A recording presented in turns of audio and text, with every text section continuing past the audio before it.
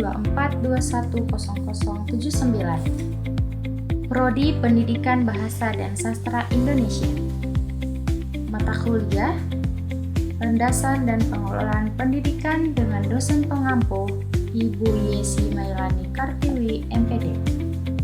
Di sini izinkan saya untuk mempresentasikan hasil analisis saya tentang bagaimana penggunaan AI yang tidak terkontrol dapat mengurangi kemandirian belajar dan kemampuan berpikir siswa di AI adalah simulasi dari kecerdasan yang dimiliki oleh manusia yang dimenalkan di dalam mesin dan diprogramkan agar bisa berpikir seperti halnya sebagai manusia. Perkembangan teknologi Artificial Intelligence atau yang biasa kita sebut AI telah membawa perubahan besar dalam dunia pendidikan. Berbagai aplikasi seperti ChatGPT, Gemini, Copilot, dan masih banyak lagi yang lain kini digunakan oleh siswa maupun guru maupun mahasiswa dan kalangan masyarakat juga untuk membantu proses pembelajaran. Di satu sisi AI memberikan kemudahan dalam mencari informasi dan menimbulkan tantangan seperti plagiarisme, ketergantungan teknologi, dan menurunnya kemampuan berpikir kritis peserta didik saat ini. Di sini ada pendapat MC Leod dan Sel. AI adalah aktivitas penyediaan mesin seperti komputer dengan kemampuan untuk menampilkan perilaku yang dianggap sama cerdasnya dengan kemampuan yang ditampilkan oleh manusia.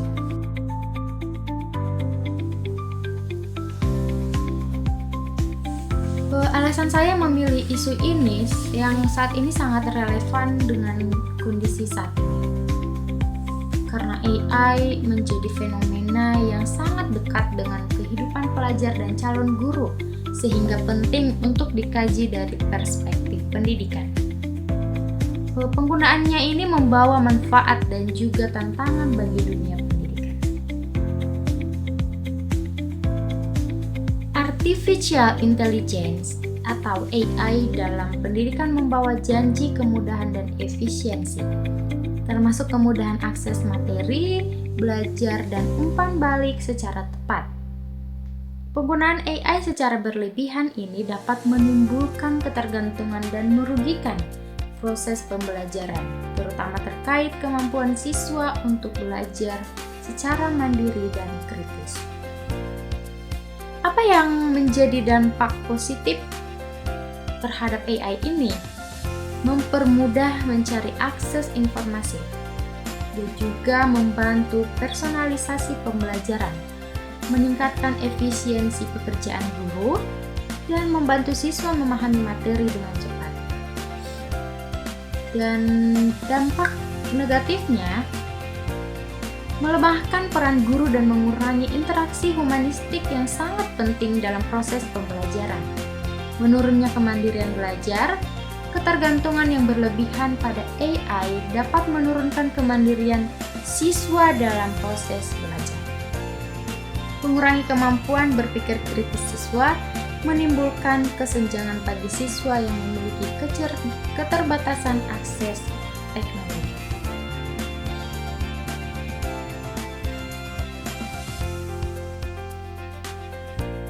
Analisis dari segi landasan filosofisnya ini, penggunaan AI ini, pendidikan Indonesia berakar pada Pancasila dan bertujuan membentuk manusia yang beriman, berakhlak mulia, cerdas, kreatif, dan bertanggung jawab. Penggunaan AI ini sangat dapat mendukung proses pembelajaran, di mana AI ini dapat menyediakan akses proses informasi yang tepat, cepat, dan luas. Sekarang analisis dari segi landasan psikologis. Landasan psikologisnya ini berkaitan dengan perkembangan peserta didik, baik dalam aspek kognitif, afektif, dan psikomotorik.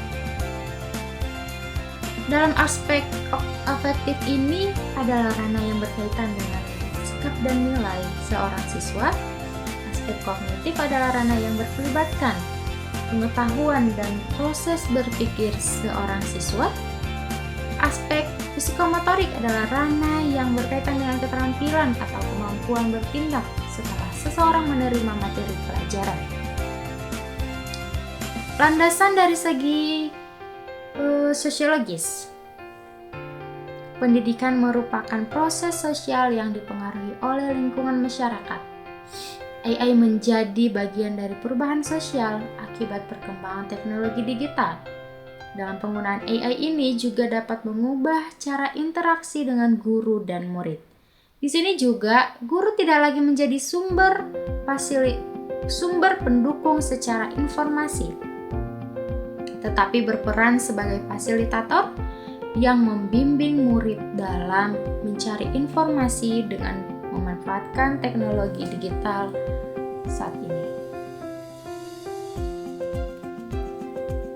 Analisis dari segi landasan yuridisnya, di dalam memanfaatkan AI ini, pendidikan harus tetap sejalan dengan tujuan moto pendidikan nasional dan etika akademik pendidikan. Landasan yuridis pendidikan Indonesia diatur dalam berbagai peraturan perundang-undangan. Landasan yuridis memberikan payung hukum dan kepastian konstitusional bagi seluruh aktivitas tata kelola pendidikan. Di sini ada Undang-Undang Nomor 20 Tahun 2003 tentang Sistem Pendidikan Nasional atau Sisdiknas, dan juga Undang-Undang Nomor 1945 Pasal 31 tentang hak memperoleh pendidikan.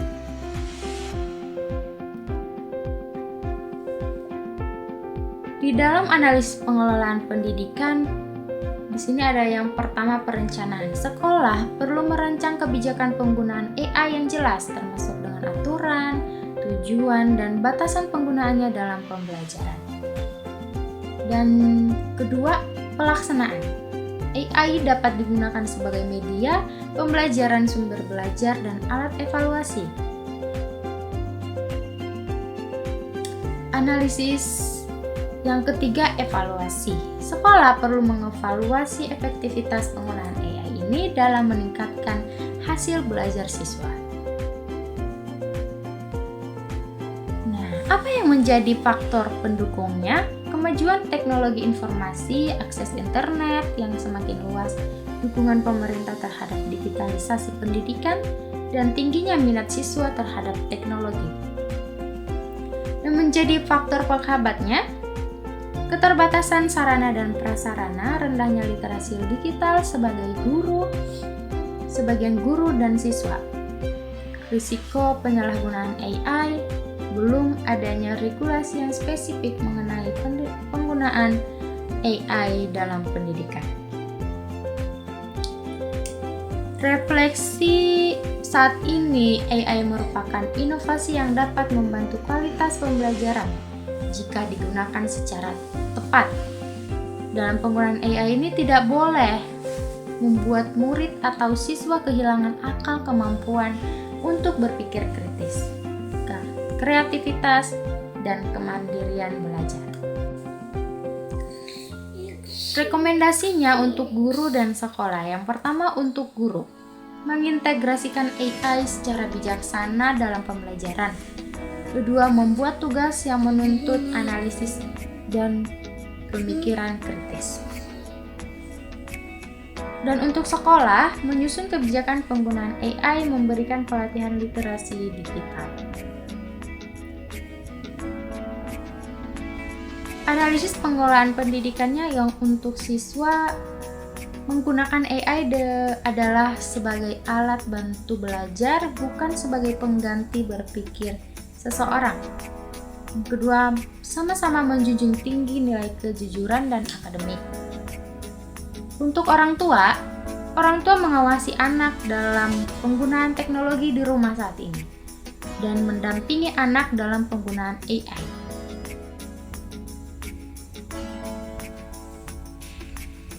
Dan untuk pemerintah, menyusun regulasi dan pedoman penggunaan AI dalam pendidikan, memperluas akses teknologi ke seluruh wilayah Indonesia. Nah, di sini apa yang menjadi kesimpulannya? Saya ambil artificial intelligence memberikan pengaruh yang signifikan terhadap proses pembelajaran siswa di Indonesia. Dari aspek filosofis, psikologis, sosiologis, dan yuridis, AI ini memiliki manfaat besar dalam meningkatkan kualitas pembelajaran, tetapi juga menghadirkan berbagai tantangan yang perlu dihadapi. Sekian presentasi saya pada saat ini. Terima kasih.